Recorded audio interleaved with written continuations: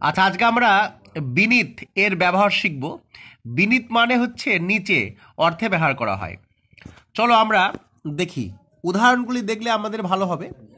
The tree seems, এই seems মানে হচ্ছে মনে হওয়া। The tree seems no root, root মানে শিকড়। বিনিথ দ্য সয়েল, সয়েল মানে মাটি। তাহলে মানেটা কি হচ্ছে যে বিনিথ দ্য সয়েল মানে মাটির নিচে। গাছটির মনে হয়, এই যে মনে হওয়া ইংরাজি হচ্ছে seems. The tree seems no root, root মানে শিকড়। গাছটির মনে হয় মাটির নিচে লম্বা কোনো শিকড় নেই।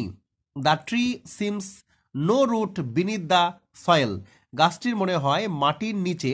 তাহলে বিনিথ মানে নিচে অর্থে ব্যবহার করা হয়, লম্বা কোনো শিকড় নেই।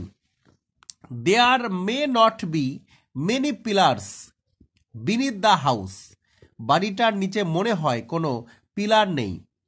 There may not be many pillars beneath the house, মানে বাড়িটার নিচে মনে হয় কোনো পিলার নেই। তোমরা যাদের প্রয়োজন তাদেরকে বলছি, তোমরা অবশ্যই আমার এই ভিডিওটা পজ করে লিখে নেবে, একটু হলেও তোমাদের উপকার হবে। দ্য ম্যান ফাউন্ড, ফাউন্ড হচ্ছে খুঁজে পেল, মানুষটি খুঁজে পেল এ পিচার মানে হচ্ছে কলসি, ফুল অফ গোল্ড কয়েন মানে সোনার কয়েনে ভর্তি, বিনিথ দ্য হাউস, লোকটি বাড়ির নিচে। তাহলে বিনিথ মানে নিচে অর্থে ব্যবহার করা হচ্ছে। লোকটি বাড়িটার নিচে স্বর্ণের মুদ্রা ভর্তি একটি কলসি পেয়েছিল। আন্ডারনিথ এর মানেও কিন্তু নিচে অর্থে ব্যবহার করা হয়, তবে কোনো কিছুর তলা ছুঁয়ে বা নিচে বোঝাতে আন্ডারনিথ আন্ডারনিথ বসে। যেমন I found the coin underneath the pitcher, আমি মুদ্রাটি কলসির ঠিক নিচে পেয়েছিলাম। I found the coin underneath the pitcher, আমি মুদ্রাটি কলসির ঠিক নিচে পেয়েছিলাম। আই ফাউন্ড মানে আমি পেয়েছিলাম। হি কেপ্ট, এই কেপ্ট হচ্ছে কিপ ভার্বের 2 নম্বর রূপ, KEEP।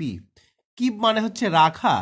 হি কেপ্ট সে রেখেছিল, হিজ কার তার গাড়িটিকে, আন্ডারনিথ দ্য বিল্ডিং সে তার গাড়িটা বিল্ডিংয়ের নিচে রেখেছিল। তো এই ছিল আজকে আন্ডারনিথ এবং বিনিতের ব্যবহার। তোমরা অবশ্যই করে আমার এই ভিডিও থেকে অবশ্যই করে লিখে নেবে। যাদের অসুবিধা তারা কমেন্ট করবে। এর পরবর্তীকালে গ্রামারের মজাদার মজাদার ট্রিক আমি আমার এই চ্যানেলে লোড করব, কথা দিলাম। ইংরাজিতে কারোর কোনো অসুবিধা থাকবে না।